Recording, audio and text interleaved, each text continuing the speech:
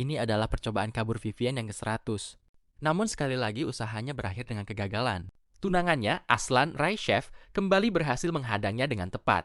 Untungnya, pangeran kedua kekaisaran, Astaroth itu tampaknya tidak menyadari bahwa calon istrinya sedang berusaha kabur dari pertunangan. Ia hanya mengira Vivian sedang berjalan-jalan karena bosan. Aslan dikenal sebagai pria yang dingin dan kejam, memiliki sifat layaknya binatang buas yang sedang mengintai. Namun, hanya di hadapan Vivian, ia berubah menjadi sosok yang lembut seperti anak anjing yang jinak. Meski memiliki sifat posesif yang nyaris tidak wajar, aku akan menemanimu berjalan lebih lama. Ucap Aslan dengan suara rendah yang menenangkan.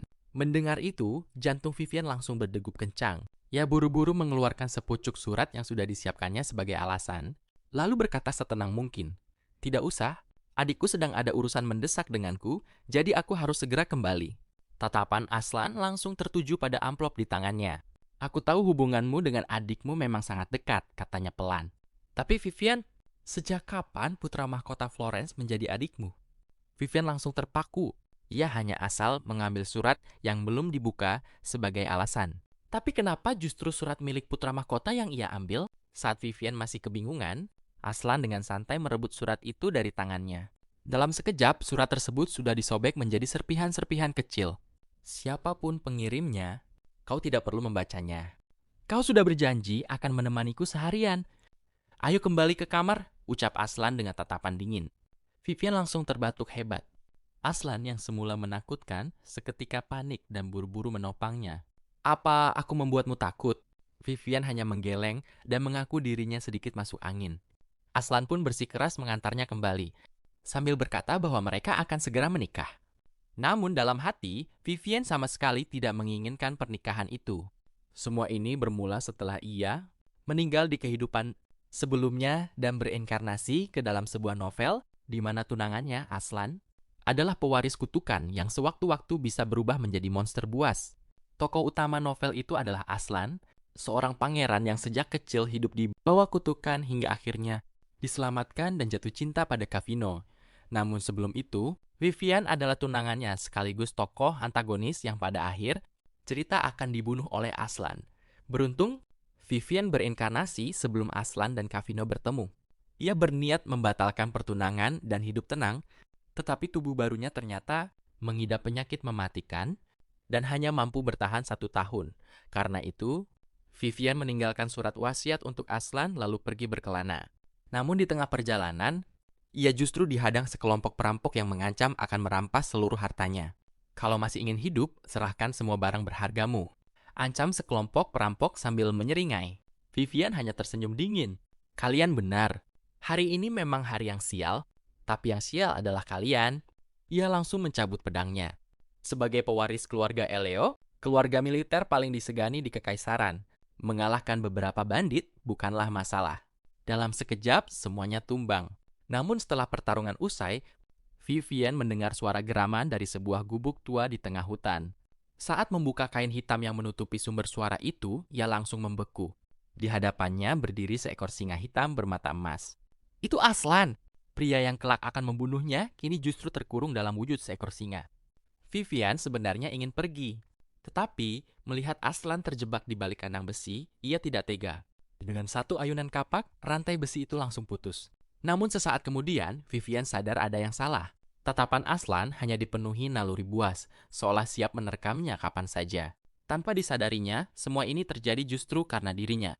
Beberapa hari sebelumnya, Aslan menerima surat wasiat yang ditinggalkan Vivian. Setelah menyelidikinya, dokter keluarga mengungkapkan bahwa Vivian mengidap penyakit stadium akhir dan hidupnya hanya tinggal menghitung waktu. Jika kabar itu tersebar, Aslan akan dicap sebagai pria yang menelantarkan tunangannya yang sekarat demi merebut seluruh harta warisannya. Karena itulah, apapun yang terjadi, Vivian harus tetap berada di sisinya. Bagi Aslan, Vivian harus tetap berada di sisinya. Bahkan jika gadis itu harus meninggal, kematiannya pun harus terjadi dalam pengawasannya. Tanpa membuang waktu, Aslan memimpin para ksatria untuk mencari Vivian. Namun di tengah perjalanan, mereka disergap musuh. Di saat yang sama, kutukan yang selama ini menggerogoti tubuh Aslan tiba-tiba kambuh. Tubuhnya mulai berubah menjadi monster. Sementara kesadarannya perlahan menghilang. Di tengah kekacauan itu, sebuah kenangan kembali menghantuinya. Dengan suara gemetar, Vivian pernah bertanya, "Apa kau ingin membatalkan pertunangan kita?" Saat itu, Aslan yang dikuasai kutukan menjawab dengan dingin, "Benar, selama kau masih hidup, kau tidak akan pernah menjadi istriku." Ia pergi tanpa menoleh sedikit pun, sehingga tak pernah melihat Vivian batuk darah maupun tatapan putus asa di matanya. Kini, penyesalan memenuhi hati Aslan. Dalam benaknya, ia terus bertanya, "Kutukan Astaroth, apa sebenarnya yang kau inginkan? Bukankah menyiksa tubuhku selama ini sudah cukup?" Di tengah kesadarannya yang memudar, sebuah suara lembut terdengar. "Jangan khawatir, aku akan menyelamatkanmu." Aslan mengaum layaknya binatang buas. Namun saat membuka mata, ia langsung terpaku. Vivian ternyata pingsan tepat di hadapannya. Ia sempat mengira gadis itu yang mengurungnya. Tetapi rantai besi yang putus membuktikan bahwa Vivian justru telah membebaskannya. Aslan sempat berpikir untuk membunuh Vivian demi menutupi rahasianya. Namun, bayangan Vivian yang dengan lembut menenangkannya membuat niat itu menghilang. Dengan hati-hati, ia membawa Vivian ke sebuah gua yang aman. Beberapa saat kemudian, Vivian terbangun di atas punggung singa hitam itu. Saat melihat tangannya dipenuhi darah, ia segera merobek gaunnya dan membalut luka Aslan. "Jangan sampai lukamu terbuka lagi," ucapnya sambil terus merawatnya. Mendengar itu, Aslan hanya mengeluarkan dengkuran pelan seperti kucing besar yang jinak. Tak lama kemudian, Vivian menyadari ada sebuah tanda misterius di dada Aslan. Saat melihat lingkaran sihir di langit-langit gua, ia langsung teringat bahwa tempat itu adalah lokasi kontrak yang seharusnya terjadi antara Aslan dan tokoh utama wanita. Tanda itulah yang kelak membuat Aslan tetap mempertahankan akal sehatnya saat berubah menjadi monster. Namun sebelum sempat pergi, Vivian mendengar sekelompok pembunuh datang untuk menangkap Aslan. Ia baru saja hendak memperingatkan Aslan, tetapi pria itu sudah lebih dulu menerjang keluar. Vivian hanya bisa mengeluh. "Baru saja ku bilang jangan sampai lukamu terbuka lagi." Melihat batu-batu di atas gua mulai retak, Vivian segera menarik sulur tanaman yang menggantung. Bruk! Pintu masuk gua langsung runtuh dan menimbun beberapa pembunuh. Aslan sempat panik. Tetapi beberapa detik kemudian, Vivian muncul kembali dari balik debu tanpa terluka. Sambil mengambil pedang milik salah satu musuh, Vivian tersenyum tipis. "Sekarang, giliran kalian merasakan kemampuanku." Para pembunuh itu justru ketakutan dan melarikan diri. "Dasar pengecut," gumam Vivian. Namun, tubuhnya sudah mencapai batasnya. Ia kehilangan keseimbangan, terjatuh, lalu memuntahkan darah. Di tengah hujan deras, kesadarannya perlahan memudar. Selama ini Vivian sudah siap menghadapi kematian. Tetapi saat ajal benar-benar datang, ia baru menyadari bahwa dirinya masih sangat takut. Ia tidak ingin mati sendirian. Tiba-tiba, Aslan memeluk dan mengangkat tubuhnya dengan hati-hati. Untuk pertama kalinya, mata pria itu dipenuhi kesedihan. Ia tak mengerti mengapa Vivian, wanita yang dulu hanya mengejar kekuasaan, kini rela mempertaruhkan nyawanya demi menyelamatkannya. Dengan suara lirih, Aslan berbisik, "Seandainya kau tetap seperti dulu, mungkin aku tak akan pernah ingin mengenalmu. Vivian, apa yang sebenarnya telah kau lakukan padaku?"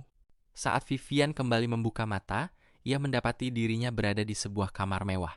Ia sempat mengira sudah berada di surga, sampai sebuah teriakan membuyarkan lamunannya. Tak ada obatnya, umurnya bahkan tak akan bertahan 1 tahun. Ternyata Aslan sedang memarahi dokter terbaik di wilayah selatan, karena tidak mampu menyembuhkan penyakit Vivian. Mendengar suara Vivian yang baru sadar, kemarahan Aslan langsung sirna. Ia menjelaskan bahwa mereka berada di kediamannya di wilayah selatan dan akan kembali ke ibu kota setelah kondisi Vivian membaik. Namun saat Vivian bertanya untuk apa mereka kembali, jawaban Aslan membuatnya langsung membeku. "Tentu saja, untuk menikah." Vivian sontak berteriak kaget. Sementara Aslan dengan tenang mengeluarkan surat pernikahan yang sudah lebih dulu ia tanda tangani. Dengan lembut ia berkata, "Mulai sekarang aku akan selalu berada di sisimu. Aku tak akan membiarkanmu menghadapi semuanya sendirian lagi." Namun bagi Vivian, semua ucapan itu sama sekali tidak terdengar romantis. Yang ada di pikirannya hanya satu. Kenapa pria yang dulu membencinya tiba-tiba bersikeras ingin menikahinya? Vivian yakin Aslan ingin terus menahannya di sisinya karena ia telah mengetahui rahasia terbesar sang pangeran. Apapun yang terjadi, ia tidak boleh menikah dengannya. Dengan tenang, Vivian berkata, "Yang mulia, umurku sudah tidak lama lagi. Pertunangan kita hanyalah pernikahan politik. Biarkan aku menghabiskan sisa hidupku seorang diri." Mendengar itu, wajah Aslan langsung berubah. Vivian, jangan berkata seperti itu. Aku tidak akan membiarkanmu mati. Apapun yang harus kulakukan, aku pasti akan menyelamatkanmu. Beberapa hari sebelumnya, Vivian yang mencoba kabur dari pernikahan memang telah ditangkap kembali oleh Aslan. Namun, saat mendengar Vivian ingin menghadapi kematiannya sendirian, aura Aslan berubah menjadi begitu suram. Untungnya, seorang pelayan datang memberitahu bahwa sudah waktunya menghadiri urusan penting. Sebelum pergi, Aslan mengulurkan tangannya sambil berkata, "Beristirahatlah." Namun, Vivian justru memejamkan mata dan tanpa sadar menahan diri untuk tidak menyentuhnya. Aslan langsung menyadari bahwa Vivian sedang menjauhinya. Ia perlahan menarik kembali tangannya dan berusaha menenangkan diri.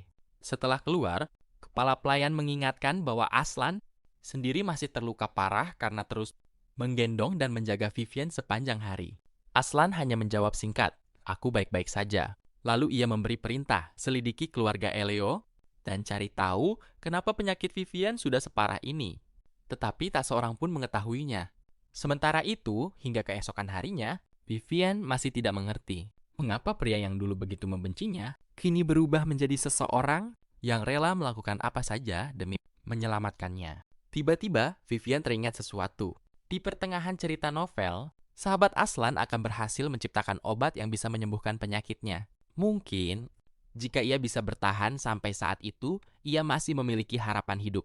Karena itulah, Vivian memutuskan untuk tetap tinggal di sisi Aslan. Awalnya hubungan mereka berjalan tenang. Namun semuanya mulai berubah hanya karena makan malam. Saat Vivian memuji masakan sang koki, Aslan tiba-tiba menyela, "Daging ini terlalu matang. Sebagai kepala koki, kau bahkan tidak bisa memanggang steak dengan benar."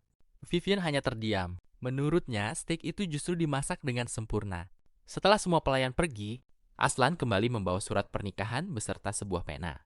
Mari kita lanjutkan pembicaraan kemarin. Vivian langsung sadar, ini bukan mengajak bicara, melainkan memaksanya menandatangani surat itu. Aslan mendekat dan berkata pelan, "Maaf, tapi aku benar-benar tidak bisa menunggu lagi." Saat tanda tangannya hampir dipaksa selesai, Vivian akhirnya melawan. "Lepaskan aku." Sikunya menghantam dada Aslan. Baru setelah itu, ia sadar telah memukul pangeran kedua kekaisaran. Apa kau baik-baik saja?" "Aku tidak apa-apa. Dibanding penderitaanmu, rasa sakit ini bukan apa-apa." Vivian menghela napas. "Dulu aku memang ingin menikah denganmu. Tapi sekarang tidak lagi. Aku hanya ingin menjalani sisa hidupku dengan tenang. Jika pembatalan pertunangan ini merugikanmu, aku akan menanggung semuanya." Aslan terdiam, lalu menulis sesuatu di balik surat itu. "Kalau begini bagaimana? Ini kontrak untuk memperpanjang hidupmu. Aku akan melakukan apapun untuk menyembuhkanmu. Jika setahun lagi kau masih hidup, kita akan menikah. Kalau aku mati, itu tidak akan terjadi. Selama setahun ini, aku akan melindungi dan merawatmu sampai sembuh." Vivian masih ragu.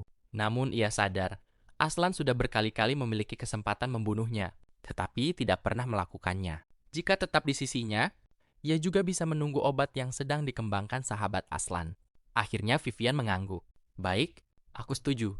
Aslan pun tersenyum. Namun senyum itu justru membuat Vivian merasa seperti baru saja masuk ke dalam sebuah perangkap. Meski kini tinggal di kediaman Aslan, ia tetap waspada. Bagaimana jika suatu hari Aslan berubah pikiran atau ia tanpa sengaja membuat pria itu murka? Vivian diam-diam mulai membereskan barang-barangnya. Ia sengaja bersiap agar bisa kabur kapan saja jika keadaan memburuk. Tiba-tiba terdengar suara yang dikenalnya. "Vivian." Ia terkejut. Entah sejak kapan Aslan sudah berdiri di belakangnya. "Kau, kenapa ada di sini? Bukankah kita sudah membuat kesepakatan?" Aslan tersenyum tipis. "Maaf, aku sudah mengetuk pintu, tapi kau tidak mendengarnya." Tatapannya beralih ke koper dan pakaian yang berserakan. "Kau sedang apa? Dilihat dari semua ini, kau seperti ingin pergi kapan saja." Meski sudah menandatangani perjanjian pengobatan, Vivian tetap tidak mempercayai Aslan. Karena itu, ia selalu menyiapkan jalan untuk melarikan diri. Namun kali ini rencananya kembali ketahuan. Dengan wajah sedih ia berkata, "Maaf yang mulia, aku hanya ingin keluar mencari udara segar. Sejak sakit, tubuhku semakin kurus dan pakaian lamaku sudah tidak muat. Kurasa aku tak akan bisa berdandan seperti dulu." Suasana mendadak hening. Aslan menghela napas. "Jadi selama ini kau memikirkan hal itu?" Ia menatap Vivian dengan lembut. "Bagiku, kau berdandan ataupun tidak ada bedanya." Pipinya perlahan memerah. "Karena bagiku, kau selalu wanita tercantik." Vivian hampir memutar matanya. Apa? Aku tidak dengar. Aslan memilih mengabaikannya. Ia menoleh kepada kepala pelayan. Berg, batalkan semua jadwalku hari ini. Aku akan menemani Vivian ke kota. Vivian langsung panik. Sebenarnya aku bisa pergi sendiri. Tidak, kau sedang sakit. Aku tidak akan membiarkanmu mengambil risiko. Hari ini aku akan menjadi pengawalmu. Vivian hanya bisa pasrah. Namun sesampainya di kota, rasa kesalnya perlahan menghilang. Sejak bereinkarnasi ke dunia novel, ia hampir selalu hidup terkurung. Baru kali ini ia bisa menikmati suasana kota. Meski begitu, ia sadar Aslan terus mengikutinya dari belakang. Vivian, hati-hati! Jalanan ramai. Vivian hanya tersenyum tipis. Karena tak bisa melawannya, lebih baik menikmati momen yang ada. Tak lama kemudian, ia tertarik pada batu-batu kristal berwarna-warni di sebuah kios. Apa ini? Batu sihir. Aslan tersenyum. Kalau kau suka, akan kubeli semuanya. Vivian menggeleng. Aku tidak punya sihir. Batu itu tidak berguna bagiku. Anggap saja kenang-kenangan. Tidak perlu. Aku lebih menyukai pedang. Sebagai putri keluarga ahli bela diri, menggenggam pedang jauh lebih berarti daripada batu sihir. Mendengar itu, Aslan terdiam. Beginilah Vivian yang ia kenal dulu. Penuh percaya diri. Tiba-tiba terdengar teriakan. Perampok! Tolong! Awalnya, Vivian memilih mengabaikannya. Ia tak ingin lagi ikut campur urusan orang lain. Namun ketika seorang gadis menangis, itu peninggalan terakhir ibuku. Tolong kembalikan. Vivian langsung berlari. Di sebuah gang, seorang pria hendak memukul gadis itu. Vivian segera menangkap pergelangan tangannya. Merampok di siang bolong, bahkan mencuri peninggalan ibunya. Apa kau tidak punya hati? Perampok itu mencibir. Jangan ikut campur kalau tak ingin mati. Ia mengayunkan tinjunya. Vivian bahkan sempat berpikir apakah ia perlu pura-pura terkena pukulan. Namun tiba-tiba hawa dingin menyelimuti gang. Aslan sudah berdiri di belakang si perampok. Beraninya kau menyentuhnya. Tatapannya begitu mengerikan hingga membuat pria itu gemetar. Bahkan aku sendiri tidak pernah tega melukainya. Tak butuh waktu lama, perampok itu berhasil dilumpuhkan. Vivian mengembalikan barang curian kepada gadis tersebut. Gadis itu menangis haru. Terima kasih. Dengan benda ini, aku bisa membuktikan bahwa aku benar-benar putri ayahku. Siapa nama kalian? Vivian langsung panik. Saat itu juga para pengawal kerajaan datang. Tanpa berpikir panjang, ia menarik tangan Aslan dan berlari. Gadis itu hanya mampu memandangi punggung. Mereka sambil mengingat wajah kedua penyelamatnya. Setelah cukup jauh, Vivian berhenti. Maaf, tadi aku melamun. Aslan menggeleng. Bukan itu. Tadi kau memanggilku yang mulia. Bisakah kau memanggil namaku saja? Vivian ragu. Akhirnya ia berkata pelan. Aslan Raisaf. Bukan nama lengkap. Vivian menghela napas. Untuk pertama kalinya, senyum hangat muncul di wajah Aslan. Ya, begitu Vivian. Tak lama kemudian ia berkata, sudah sore, kita pulang. Sepanjang perjalanan, Vivian terus memikirkan alasan Aslan memaksanya memanggil namanya. Ia sama sekali tidak menyadari telinga pria itu masih memerah karena malu. Sementara itu, di istana kekaisaran, seseorang tersenyum tipis. Adikku akhir-akhir ini memang berubah, tapi tidak apa-apa. Setidaknya dia tidak akan membuatku bosan. Vivian mengira ia bisa menjalani setahun dengan tenang sambil menunggu obat ditemukan. Namun harapan itu segera hancur. Tak lama kemudian, ia justru diculik oleh putra mahkota. Orang yang seharusnya mewarisi kutukan, tetapi memindahkannya kepada Aslan menggunakan sihir hitam istana.